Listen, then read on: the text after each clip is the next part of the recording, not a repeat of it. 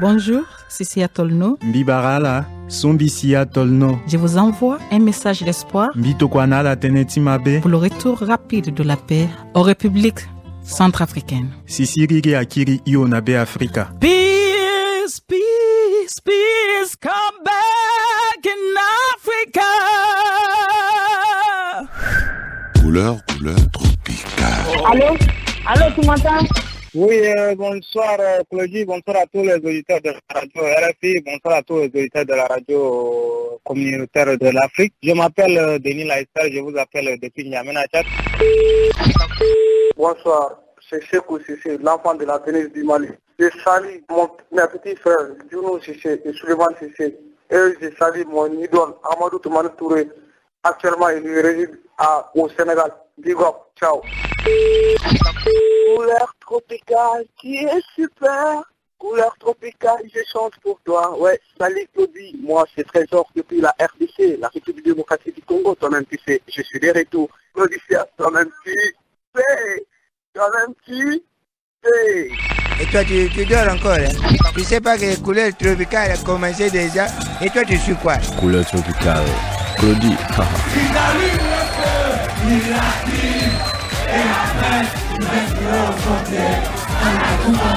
Toi-même tu, c'est comme ça que je vous aime. Couleur tropicale avec Claudicia. Ah bah c'est toujours l'ambiance du Brésil. Pour la deuxième partie de Couleur tropicale, c'est la Coupe du Monde qui veut ça. On va probablement parler un petit peu football avec notre invité et puis continuer à laisser vos messages sur votre répondeur au 0033 1 84 22 93 10. Allez-y, lâchez-vous, c'est Radio Libre. Justement, Radio Libre, le lieu de notre invité à Bamako. Tikenja Fakoly est notre hôte, donc vous le savez, le 2 juin dernier, il était venu nous présenter justement son nouvel album, Dernier Appel. Et puis vous n'êtes pas sans savoir qu'en ce 3 juillet, RFI lui a consacré une grande partie de sa journée, un grand rendez-vous qui se termine dans vos couleurs tropicales et en live. Tikenja Fakoly et ses musiciens sont en place, installez-vous, dépêchez-vous, car c'est le dernier appel.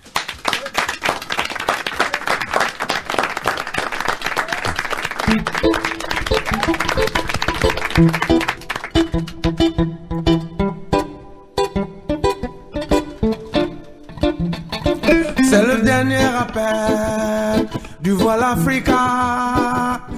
C'est le dernier appel du Voile Africa.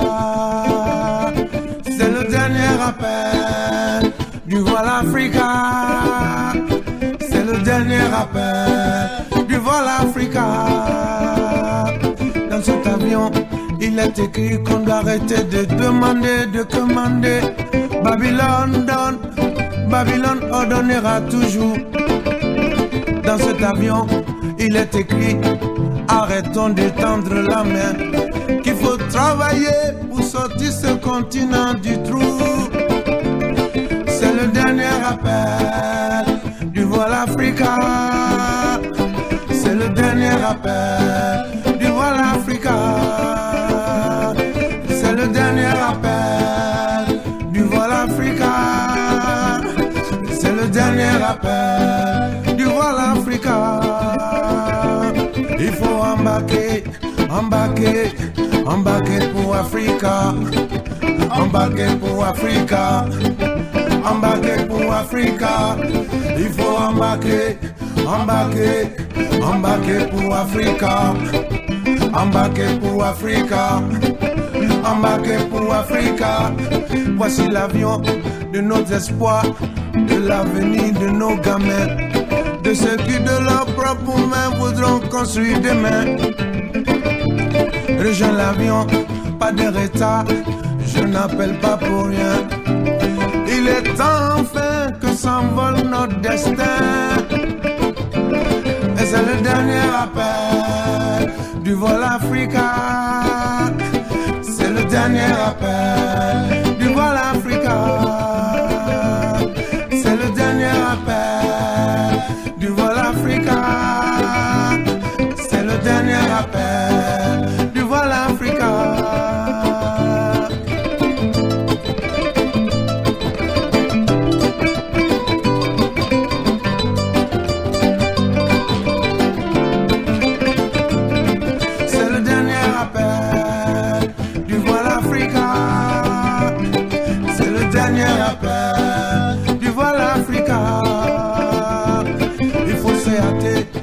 c'est hâté, puisque l'avion va décoller. Mes frères, mes soeurs, vous êtes tous invités. Pour cet avion, pas de passeport, aucun papier n'est demandé. Seulement votre volonté de voir ce continent sauvé. Et c'est le dernier appel du vol Africa. Et c'est le dernier appel du vol Africa. Et c'est le dernier appel du vol Africa. Et c'est le dernier appel du vol Africa. Il faut embarquer, embarquer, embarquer pour Africa. Embarquer pour Africa. Embarquer pour Africa. Il faut embarquer, embarquer, embarquer pour Africa. Embarquer pour Africa. Embarquer pour Africa. Il faut embarquer, embarquer, embarquer pour Africa. Embarquer pour Africa. Embarquer pour Africa. Dernier appel, encore un titre qui fera date et qui nous rassemblera tous. Toi-même tu sais, Tiken Jah Fakoly est à la maison. Dis donc, toi l'invité. Ok. Claudie va te poser des questions. Ok. Et tu vas lui donner les bonnes réponses. Hein. Tiken, bonne arrivée. Merci Claudie. Je te fais t'installer, je change tout parce qu'il y a des caméramans dans le studio, il y a beaucoup de monde venu pour t'accueillir. J'ai écouté très attentivement, dernier appel, et peut-être plus que lorsqu'on est au bureau et que l'on met le titre comme cela dans la chaîne stéréo. Et moi, ça m'a malheureusement peut-être mais rappelé un triste épisode. Tu dis dernier appel de ce vol donc à Africa. Est-ce un bon présage pour l'Afrique quand on peut se permettre de faire la comparaison avec cette magnifique compagnie aérienne qui était Air Afrique et qui a connu la faillite à cause justement des États africains qui ont été incapables de la sauver et de lui donner tout ce dont elle avait besoin pour vivre? Mais normalement, on ne doit pas faire la comparaison, mais cet appel-là, c'est l'appel plutôt à l'unité des Africains. Il y a urgence, parce que l'Afrique, un petit pays comme ça, Côte d'Ivoire, Mali, Guinée, on s'en sortira jamais. Pourquoi on s'en sortira jamais? Parce que nous sommes commandés par les États-Unis, 52 États. L'État qui était dirigé par Schwarzenegger, la Californie, je crois. La Californie, oui. Est plus grand que beaucoup de pays africains. Donc voilà, c'est un appel urgent à l'unité. Si nous voulons sortir de ce continent du trou, je veux dire, il faut absolument aller vers l'unité. Alors, c'était évidemment, la comparaison était une provocation, et c'est vrai que l'idée d'Air Afrique, c'était de faire en sorte que ce continent ne fasse qu'un à travers une compagnie. On pourrait aussi citer le nom de la radio Africa numéro 1, c'était ça aussi en 82, l'idée de créer l'unité africaine, le panafricanisme. Et c'est vrai qu'on voit bien qu'aujourd'hui, ce panafricanisme-là, il est dans le cœur des gens, il est dans l'esprit des gens, il est dans une volonté farouche de créer l'union, mais rien ne vient, puisqu'on voit bien que, en ce qui concerne la monnaie, c'est compliqué. Il y a toujours dans la zone francophone la monnaie héritée de la période coloniale. On voit bien que les anglophones ont du mal à comprendre les francophones. On voit bien que ceux qui, en termes d'économie, sont en haut du tableau, ce sont les anglophones. Enfin bon, tout ça est très compliqué. Est-ce que l'unité est possible et est-ce qu'elle n'est pas plus qu'utopique? Non, pas du tout. C'est pas utopique du tout. Je pense que notre rôle, c'est de donner espoir aux Africains. Notre rôle, c'est de demander aux Africains de rêver. Parce que nous, on rêve pas. On se dit, c'est pas possible. Il faut que ça soit possible. De toute façon, on n'a pas le choix. On n'a pas le choix. Quand on n'a pas le choix, il faut s'arranger pour que ce soit possible. Et le but, ce n'est pas que cette unité ou cette union se fasse maintenant. Mais le but, c'est de planter la graine, l'arroser, de telle sorte que dans 50 ans ou dans 100 ans, nos enfants viennent recueillir les fruits.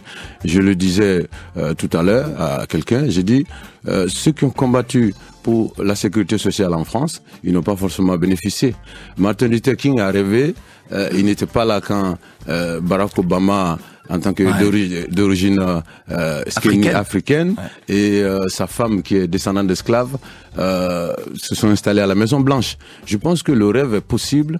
Et il faut rêver, il faut en parler, il faut expliquer simplement aux Africains que rien ne tombera du ciel, que si on veut que ça avance, il va falloir que on commence à se rapprocher et que de toute façon aucun pays africain ne pourra s'en sortir tout seul.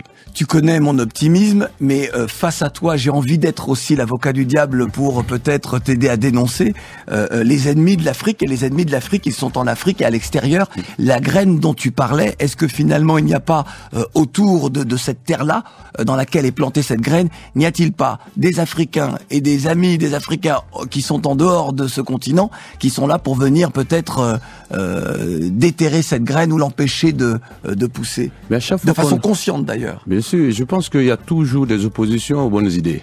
Même les États-Unis, que ce soit les États-Unis, partout, quand on a voulu avancer, il y a toujours eu des gens pour faire reculer. C'est l'histoire de l'humanité. Voilà, c'est l'histoire de l'humanité. Je pense qu'il faut avoir de l'espoir, il faut rêver, il faut en parler aux enfants, il faut mettre les enfants à l'école et leur dire que l'avenir de l'Afrique se trouve dans l'unité.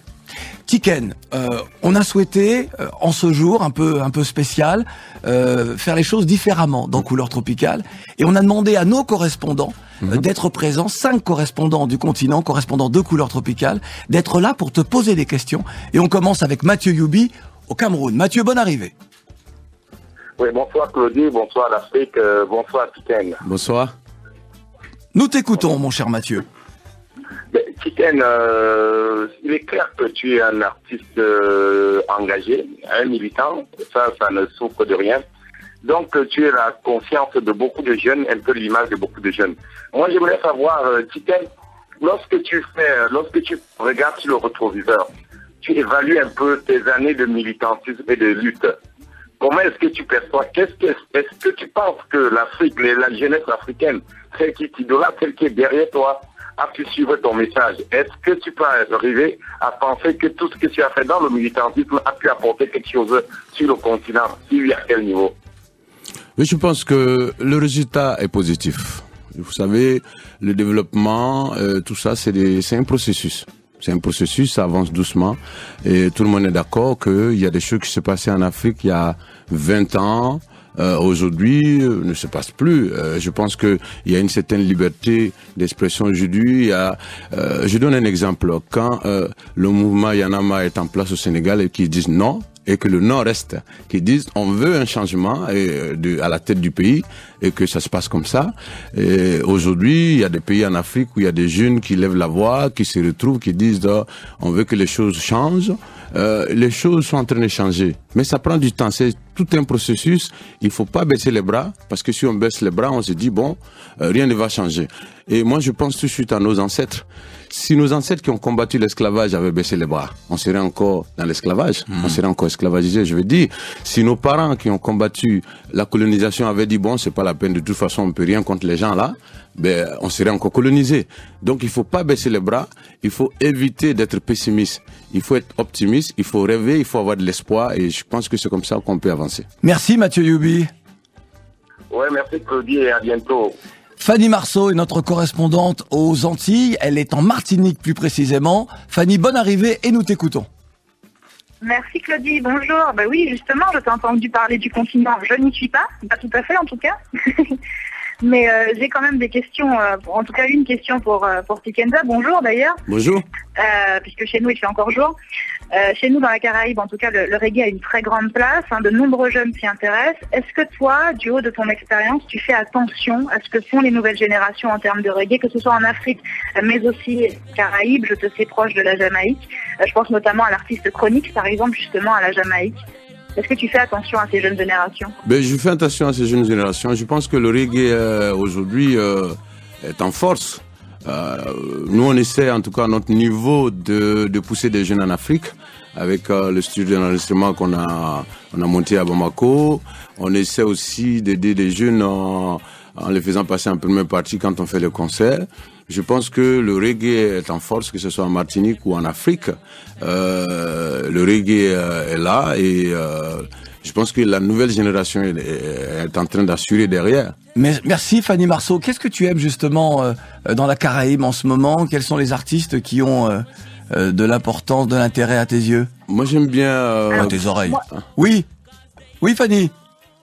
Oui, non, je lui parlais justement de Chronix à l'instant. Je ne sais pas s'il le connaît, mais c'est quelqu'un que j'aime beaucoup et qui mérite en tout cas d'être connu. Alors si ce n'est pas le cas, je t'invite du coup à l'écouter parce qu'il fait de très belles choses. D'accord, je vais l'écouter. Il y a mon guitariste qui est de Guada qui me fait signe, qui me dit qu'il connaît et qu'il aime bien. Donc, il va me faire écouter dans le bus ce week-end-là. Bon, voilà, allez, faisons vite. Merci en tout cas Tiken d'être venu avec une partie de l'équipe, des musiciens, car tu t'apprêtes à partir à nouveau pour une nouvelle tournée, puisque tu seras ce samedi au Jazz Festival à Montreux, en Suisse. Tu seras le 9 à l'Olympia, pas de Paris, mais de Montréal. Celui de Paris, tu le connais.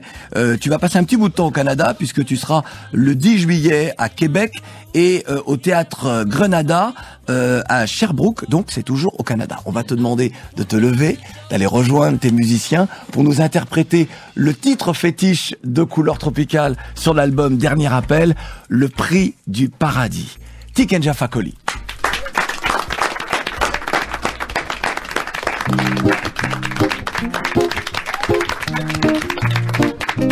Tout le monde veut le paradis, mais personne ne veut payer le prix. Et nous les Africains, nous voulons tous le paradis, mais personne ne veut payer le prix. Tout le monde veut le paradis, mais personne ne veut payer le prix.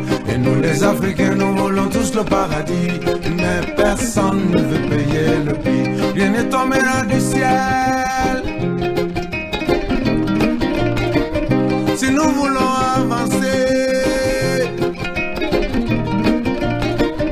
il va falloir se battre.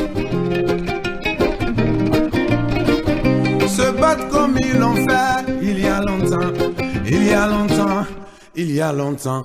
Tout le monde veut le paradis, mais personne ne veut payer le prix. Et nous les Africains, nous voulons tous le paradis, mais personne ne veut payer le prix. Tout le monde veut le paradis, mais personne ne veut payer le prix. Et nous les Africains, nous voulons tous le paradis, mais personne ne veut payer le prix. Aucune moisson ne se récolte sans que quelqu'un ne laisse aimer. Aucun espoir pour nos révoltes si personne ne veut les mener. Dès à présent, tout le monde veut le paradis, mais personne ne veut payer le prix. Et nous les Africains, nous voulons tous le paradis, mais personne ne veut payer le prix. Tout le monde veut le paradis, mais personne ne veut payer le prix.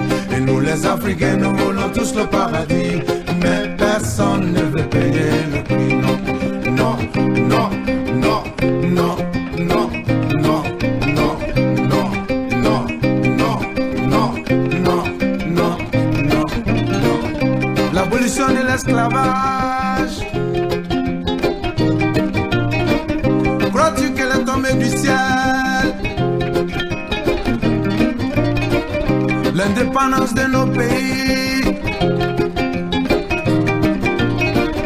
Crois-tu qu'elle est tombée du ciel? Les combattants d'hier ont payé cher pour ça. Tout le monde veut le paradis, mais personne ne veut payer le prix. Et nous les Africains, nous voulons tous le paradis, mais personne ne veut payer le prix. Tout le monde veut le paradis, mais personne ne veut payer le prix. Et nous les Africains, nous voulons tous le paradis, mais personne ne veut payer le prix. Non, non, non, non, non, non, non, non, non, non, non, non, non,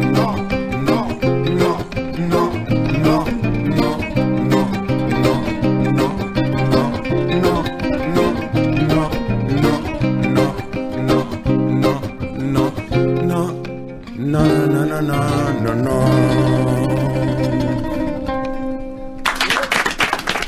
Tiken Jah Fakoly dans Couleur Tropicale, le prix du paradis. Et parmi les personnes présentes, il y a un petit garçon, Maël, de 10 ans, qui chante les chansons du début jusqu'à la fin. C'est impressionnant quand même, impressionnant. Ça fait plaisir, ça fait plaisir. Comment est née Le prix du paradis, comment est née cette chanson? Ben, c'est pendant ma pause, quand je faisais un peu d'agriculture, donc voilà, dans mes réflexions, voilà, je me suis dit, voilà.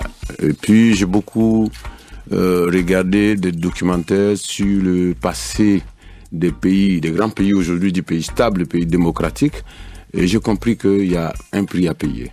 Il faut absolument que des gens continuent à sensibiliser, que des gens prennent position. Il ne faut pas avoir peur, parce que de toute façon, quand on meurt aujourd'hui ou quand on meurt demain, on mourra tous. Clair. Donc, nous, on existe. Seule la lutte libère. Seule la lutte libère. Voilà. Nous sommes là aujourd'hui parce que des gens ont pris position au prix de leur vie. Que ce soit pendant l'esclavage, que ce soit pendant la colonisation, que ce soit même au temps de Thomas Sankara. Ils ont pris position et c'est pourquoi on est là. Et il faut prendre position, il faut parler, il faut s'exprimer, il faut sensibiliser, il faut éduquer, il faut, voilà. Et je pense qu'il n'y a pas de raison que l'Afrique n'avance pas. As-tu entendu, Maël? Bon, très bien. Isiaka Degboye est avec nous. Bonne arrivée, Isiaka, notre correspondant au Nigeria. Bonsoir Claudie, bonsoir Tiken Kafakoli. Comment ça va, Tiken? Ça va très bien, mon frère. Bon, nous t'écoutons. Nkakene. Ça va? Ok. Bah. Ouais, ça va. Ok. Oh, Béli. Ça va, Koukagne. Ok, bien. Mais voilà, moi, c'est un peu le Nigeria. Hein. Alors, Tiken, moi, j'ai une question. Alors, pourquoi n'embarques-tu pas dans ce dernier vol pour l'Afrique pour mener ta lutte comme l'ont fait Feu Madiba, Feu Lopi Dubé, la Pilo de Banga ou de Fela Anikulapo au Nigeria pour mener ton combat, même en Côte d'Ivoire? Je dirais simplement que nous, on a une limite en tant que reggae maker. Nous, on se limite au combat, à la limite de Bob Marley. Nous faisons du reggae, notre rôle, c'est d'éveiller les consciences, c'est d'éduquer. On peut aussi conseiller à travers nos chansons. Occuper un poste politique, je ne pense pas que ça fasse partie de notre combat. Je veux dire, moi, en tout cas, j'essaie de continuer le combat de Bob Marley et je pense que tout ce que Bob Marley n'a pas fait, j'ai pas envie de faire. Ouais. J'ai vu un regard de Benjamin Saralier se poser sur moi. Ouais, non, ça sert à rien de rentrer dans la vie politique. Merci, Isiaka. Salut Claudie. Maury Touré, notre correspondant au Mali, que Tiken connaît bien. Très bien, très bien. Maury, bonne arrivée. Claudie, bonsoir. Nous t'écoutons. Claudie, voilà, j'ai dit bonsoir au général. Bonsoir. Le général de la génération consciente. Merci, avec Maury. des galons. Merci. 4 étoiles, général, 4 étoiles. Ah oui, voilà. Nous, on n'a pas encore d'étoiles, mais ça va.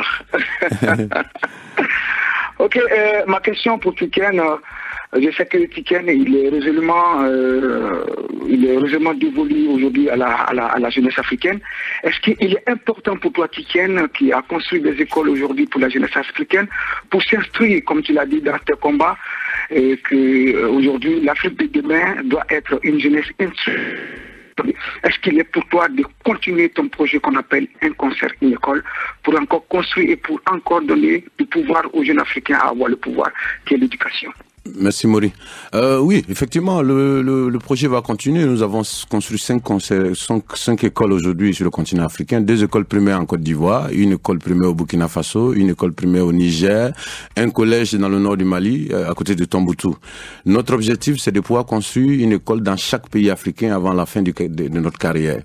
Et le but, c'est de montrer le chemin de l'éducation à tout le monde. Dire aux parents, mettez les enfants à l'école. Parce que moi, je suis convaincu que quand la majorité des Africains saura lire et écrire, les choses vont changer tout seuls. Parce qu'aujourd'hui, les hommes politiques, que ce soit en Afrique ou en Occident, profitent de l'ignorance du peuple africain.